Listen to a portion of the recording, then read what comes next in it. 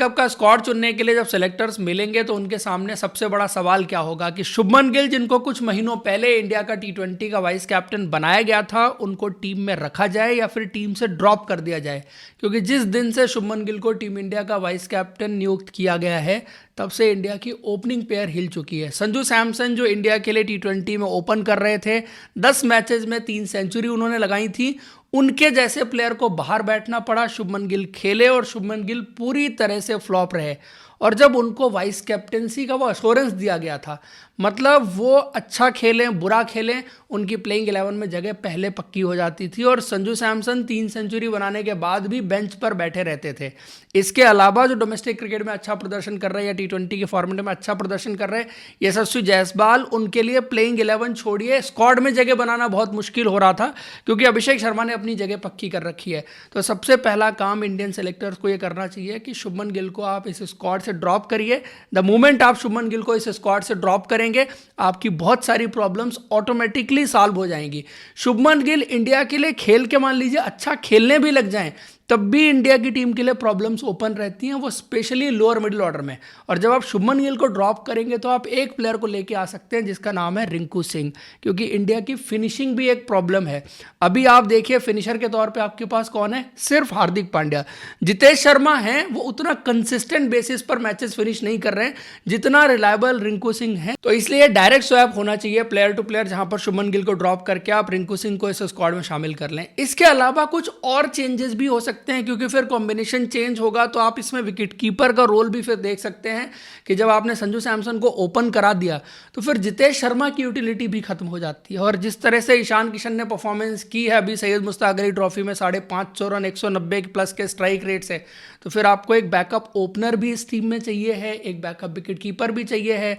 मान लीजिए आप यशस्वी जायसवाल को लेके आते हैं तो आपको सिर्फ मिलता है ओपनर, जितेश शर्मा को रखते हैं तो आपको सिर्फ मिलता है विकेट कीपर और फिनिशर। फिनिशर शायद आपको बैकअप चाहिए नहीं, आपको बैकअप में ओपनर चाहिए, बैकअप में विकेट कीपर चाहिए। वो दोनों रोल अगर कोई प्लेयर खेल सकता है तो वो इस वक्त पर फिर ईशान किशन नजर आते हैं, जिस तरह से उन्होंने बल्लेबाजी की, जिस तरह से उनकी परफॉर्मेंस रही है। लेकिन चूंकि ईशान किशन इंडियन सेटअप का हिस्सा नहीं थे और सडनली T20 वर्ल्ड कप की टीम में उनकी एंट्री होना बहुत मुश्किल लगता है। और जितेश शर्मा खेल रहे थे, कुछ मैचेस में अच्छा किया, कुछ मैचेस में परफॉर्मेंस उतनी अच्छी नहीं रही, और चूंकि मौके भी उनको उतने ज़्यादा नहीं मिले जहां पर वो अपने आप को प्रूव कर पाते, तो शायद उनको तो आप फिर भी बना के रख सकते हैं और ज़्यादा चेंजेस करने की जरूरत आपको नहीं पड़ेगी। बाकी जो इंडिया की टीम साउथ अफ्रीका की सीरीज में खेल रही थी मोर और लेस सेम रहने वाली है, जिसमें ओपनर अब होने चाहिए संजू सैमसन और अभिषेक शर्मा। उसके बाद नंबर 3 पर तिलक वर्मा को फिक्स कर देना चाहिए। इंडिया ने बैटिंग ऑर्डर में जितना एक्सपेरिमेंट करना था, जितना फ्लेक्सिबिलिटी दिखानी थी, वो दिखा ली है, क्योंकि जो इनस्टेबिलिटी बैटिंग ऑर्डर में आई उससे भी बहुत फर्क पड़ता है। वो कंसिस्टेंसी मेंटेन करने में सबसे ज्यादा प्रॉब्लम्स प्लेयर्स को आती है, जो यूज्ड टू हैं, जिनको पता होना चाहिए कि उनका रोल क्या है, किस नंबर पर जाके उनको बल्लेबाजी करनी है। तो इसलिए 3 नंबर तिलक वर्मा, 4 नंबर सूर्य कुमार यादव और हार्दिक पांड्या के लिए 5 नंबर ही इस टीम में बेस्ट नजर आता है। और अभी के सिनारियो में हो क्या रहा था कि जब हार्दिक पांड्या 5 नंबर बल्लेबाजी कर रहे हैं तो ऐसे में फिर शिवम दुबे नंबर 7 पर या 8 पर बल्लेबाजी करने के लिए चले जाते हैं। वहां पर उनकी यूटिलिटी उतनी ज्यादा नहीं है। शिवम दुबे को तो अभी भी नंबर 7 और 8 पर बल्लेबाजी करनी पड़ेगी, लेकिन जब रिंकू सिंह को आप इस स्क्वाड में ऐड कर देंगे, इस प्लेइंग 11 में ऐड कर देंगे, तो इंडिया की फिनिशिंग थोड़ी बेटर दिखने लगेगी। आपको नंबर 6 पर एक पर्टिकुलर प्लेयर दिखने लग जाएगा जो आपके लिए मैचेस फिनिश कर सकता है। हालांकि जितेश शर्मा भी हैं, पर दोनों के बीच आप कंपैरिजन करेंगे तो आप हमेशा बेस्ट प्लेयर चुनना चाहेंगे, और रिंकू सिंह शायद उस मामले में बेस्ट प्लेयर हैं। उसके बाद 7 नंबर जो है वो शिवम दुबे हो गए, 8 नंबर अक्षर पटेल हो गए। लेकिन शिवम दुबे का आपको यह देखना पड़ेगा कि उनकी यूटिलिटी कितनी है इस टीम में। इतना नीचे बल्लेबाजी करेंगे तो यूटिलिटी आपको बहुत ज्यादा नजर आती नहीं है। गेंदबाजी की बात आप करेंगे तो गेंदबाजी बहुत ज्यादा करते नहीं है। तो क्यों ना आप शिवम दुबे की जगह पर वाशिंगटन सुंदर को इस प्लेइंग 11 में फीचर कर लें।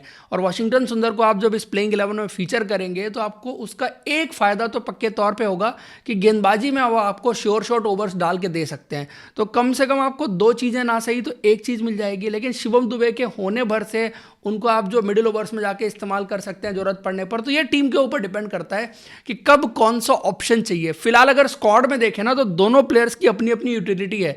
यहां पर देखने वाले लोग ये देखेंगे कि इस स्क्वाड में आपको 4 स्पिनर नजर आ रहे हैं, बट एक्चुअली वो 4 स्पिनर नहीं है, वो एक टैक्टिकल बैकअप रखा गया है। आप शिवम दुबे के पॉइंट ऑफ व्यू से देखें कि कभी आपको ऐसे विकेट में चाहिए जहां पर वाशिंगटन की यूटिलिटी ज्यादा है, आपको एक्स्ट्रा स्पिनर चाहिए, तो आप वाशिंगटन को खिला लेंगे, आपकी बल्लेबाजी भी कॉम्प्रोमाइज नहीं होगी, आपको गेंदबाजी में भी एक ऑप्शन मिल जाएगा और आपका बैलेंस और बेटर नजर आएगा उस सिचुएशन में टीम में। और नॉर्मल सिनारियो में तो शिवम दुबे खेल ही रहे हैं और ये भी इंडिया के लिए बुरा ऑप्शन नहीं है। कहने वाले ये जरूर कहेंगे कि आप शिवम दुबे की जगह पर हर्षित राणा को खिला लीजिए, इंडिया की गेंदबाजी और मजबूत हो जाएगी, लेकिन शिवम दुबे का होना इस टीम में बहुत इंपॉर्टेंट फैक्टर है।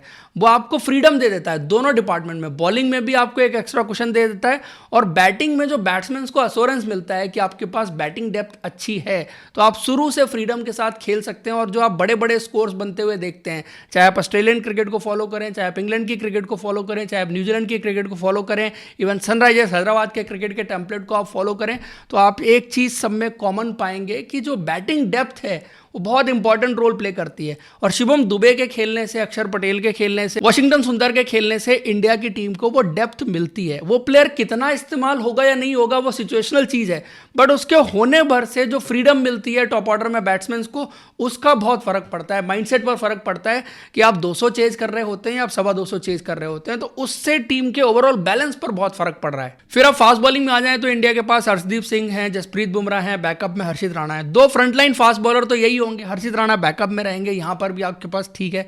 फिर स्पिन डिपार्टमेंट में आप देखें तो फर्स्ट चॉइस जो है वो वरुण चक्रवर्ती रहने वाले हैं, सेकंड चॉइस आपके कुलदीप यादव रहेंगे। ओकेजनली उनको भी खिलाया जा सकता है बट मोरलेस आपको बैकअप ही दिखेंगे। जिस तरह से वरुण चक्रवर्ती की परफॉर्मेंस रही है तो पहले वही खेलेंगे, जब वो नहीं खेलेंगे तब कुलदीप खेलेंगे, क्योंकि सब चीजें हो सकती हैं। ये टीम एक चीज नहीं करेगी, बैटिंग के साथ कॉम्प्रोमाइज, जो आज की मॉडर्न डे क्रिकेट की नीड है। आपको बैटिंग डेप्थ जितनी ज़्यादा हो उतना डिफरेंट अप्रोच आपकी बैटिंग लाइनअप की आपको नज़र आती है।